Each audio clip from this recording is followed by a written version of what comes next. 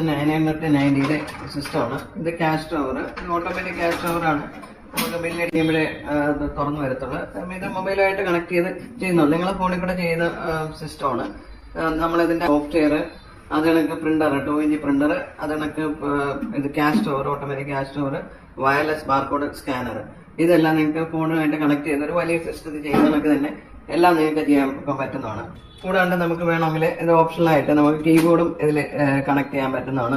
Wireless കീബോർഡാണ്. അതിനൊക്കെ എല്ലാം നിങ്ങൾക്ക് ഒരു കമ്പ്യൂട്ടർ ചെയ്യുന്നതൊക്കെ എല്ലാം ഇതിൽ ചെയ്യാൻ പറ്റും. എല്ലാ ഓപ്ഷനും അവൈലബിൾ ആണ് ഇതിൽ.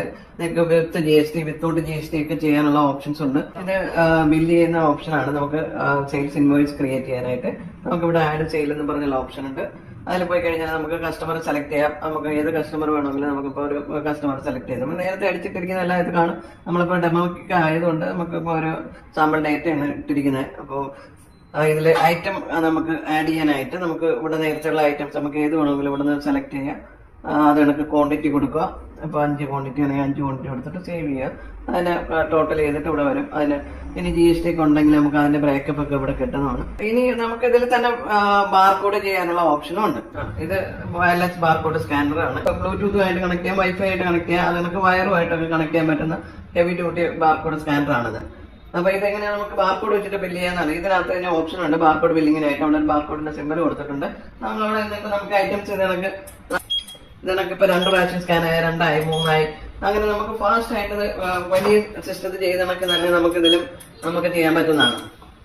എല്ലാ കാര്യങ്ങളും ഇതിൽ ചെയ്യാൻ പറ്റും. നമ്മളൊരു കമ്പ്യൂട്ടർ സിസ്റ്റത്തിൽ ചെയ്യുന്ന കാര്യങ്ങളെല്ലാം ഇതിൽ ചെയ്യാൻ പറ്റുന്നതാണ്. എന്നിട്ട് നമുക്ക് ഇത് പ്രൊസീഡ് ചെയ്യാം. അപ്പൊ എല്ലാ ഐറ്റംസും നമുക്കിവിടെ കാണാം.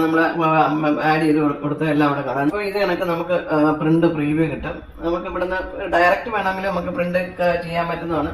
എന്നിട്ട് ഇവിടെ പ്രിന്റ് എന്ന് പറഞ്ഞ ഓപ്ഷൻ ഒരു ബട്ടൺ കൊടുത്തിട്ടുണ്ട്. നമുക്ക് അതിനൊക്കെ ഇതിനൊക്കെ ഫാസ്റ്റ് ആയിട്ട് ബില്ല് പ്രിന്റ് ചെയ്തെടുക്കാം. അപ്പോൾ പല ഫോർമാറ്റും അവൈലബിൾ ആണെങ്കിൽ വിത്ത് QR കോഡ് വെച്ചിട്ട് വരും. അത് കണക്ക് നമ്മൾക്ക് ക്യാഷ് സ്റ്റോറും ഇത് ഓപ്പൺ ആയിട്ട് നമുക്കിതിനെ QR കോഡ് സ്കാൻ ചെയ്തിട്ട് നമുക്കിത് പേയ്മെന്റ് ചെയ്യാനും പറ്റുന്നതാണ്.